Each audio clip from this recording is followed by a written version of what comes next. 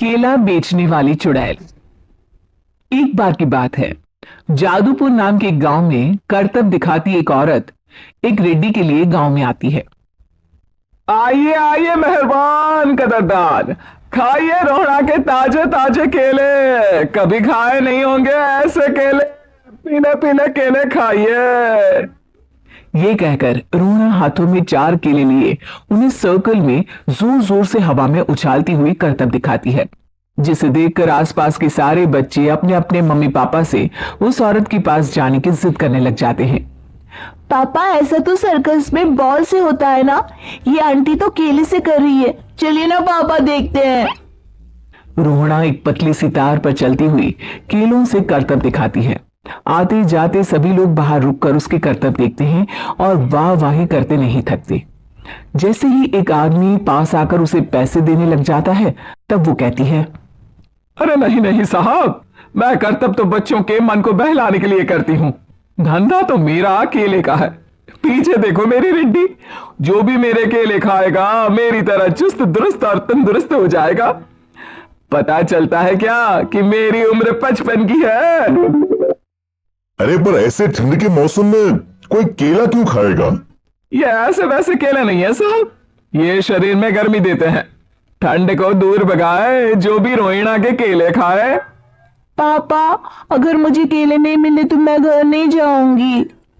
तभी उसके पापा कहते हैं कि बेटा, केले ठंड में कभी गर्मी नहीं देते, ये सब कहने की बातें हैं, सामान बेचने का तरीका है इनका। पर पिंकी नहीं मानती। मैं केले खाऊंगी।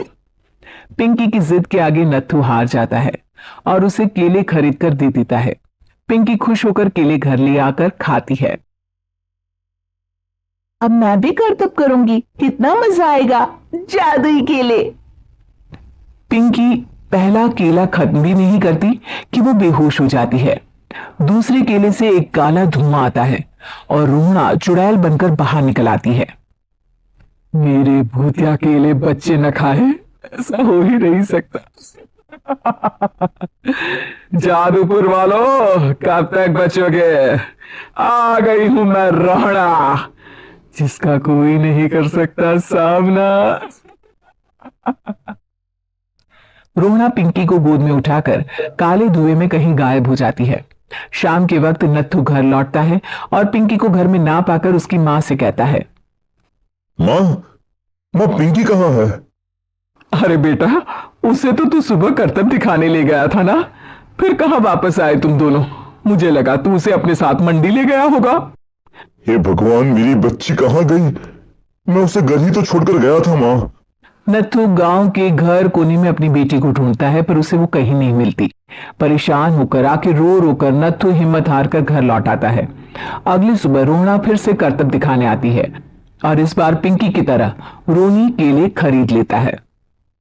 50 रुपए दिए थे पापा ने, सारे पैसों के मैंने केले खरीद लिए हैं। अब मैं भी आंटी की तरह ही करतबबाज बन जाऊंगा। यही सोचते हुए रोनी केले खाता है और पहला अकेला केला आधा खत्म भी नहीं करता कि चुड़ैल उसके सामने आ जाती है। मेरे साथ चलने का समय आ गया है रोनी।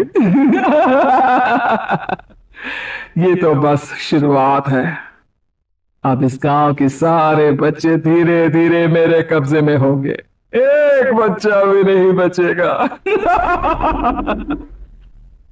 ये कहकर रोहड़ा रोनी को गोद में लेकर काले धुएं में अदृश्य हो जाती है। इसके बाद हर रोज गांव में से कोई ना कोई बच्चा गायब होता, पर ऐसा क्यों हो रहा है किसी को भी समझ में नहीं आ पा रहा था। रोज की तरह अपनी बेटी पिंकी की तलाश में नत्थू गांव के एक तालाब के पास बैठा रो रहा था। कहाँ गई मेरी पिंकी? शकुंतला के जाने के बाद एक वही तो मेरा सहारा थी। अरे उसकी आत्मा कोस रही होगी मुझे कि मैं अपनी बच्ची को संभाल भी नहीं पाया। नत्थू ये कहता हुआ रो ही रहा था कि तभी तालाब में से उसे शकुंतला की आवाज सुनाई देती है। कहाँ कहाँ कहाँ थी तुम शकुंतला? हमारी बच्ची और सारे गायब हुए बच्चे रोहड़ा के कब्जे में हैं। वो बच्चों को जो केले देती है उससे बच्चे बेहोश हो जाते हैं और उसके कब्जे में आ जाते हैं और वो उन्हें ले जाकर काली दुनिया में ले जाती है। पर वो ऐसा क्यों कर रही है? ये मैं नहीं जानती, पर उस दुनिया का रास्ता मैं आपको बता सकती हूं। जहां ये नदी खत्म होती है वहां एक केले का पेड़ है, उसके नीचे एक दरवाजा है, वहीं से रास्ता जाता है उस दुनिया का। ये कहकर शकुंतला की आत्मा गायब हो जाती है।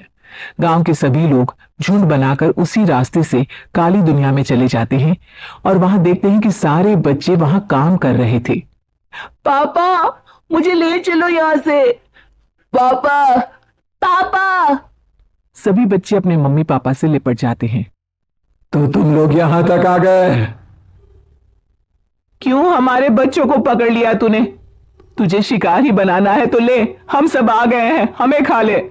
नहीं, मुझे बच्चे चाहिए, मेरे बच्चे के बदले तुम लोगों के बच्चे। क्या मतलब? मैं इसी गांव में रहने वाली एक औरत थी। केले की चोरी के इल्जाम में मेरे बेटे को गांव वालों ने इतना मारा कि वो मर गया। उसी दिन मैंने ठान लिया कि गांव वालों का भी वही हाल करूंगी। कुछ दिन बाद बेटे के चले जाने के दुख में मैं भी मर गई और मेरी भटकती आत्मा एक चुड़ैल बन गई। और फिर मैंने बदला लिया तुम सबके बच्चे छीनकर। बर्दाश्त नहीं कर पाए ना, सोचो मुझ पर क्या बीती होगी। हमें माफ कर दो रोना, पता नहीं है किसकी गलती थी पर हम सभी माफी मांगते हैं। हमारी खुशियां लौटा दो, तुम भी तो एक माँ हो। गांव वालों की बात सुनकर रोना का मन पिघल जाता है और वो बच्चों को छोड़ देती है। उसके बाद काली दुनिया बच्चों के लिए जादुई दुनिया बन जाती है। अब कोई भी कभी भी वहां आ जा सकता था।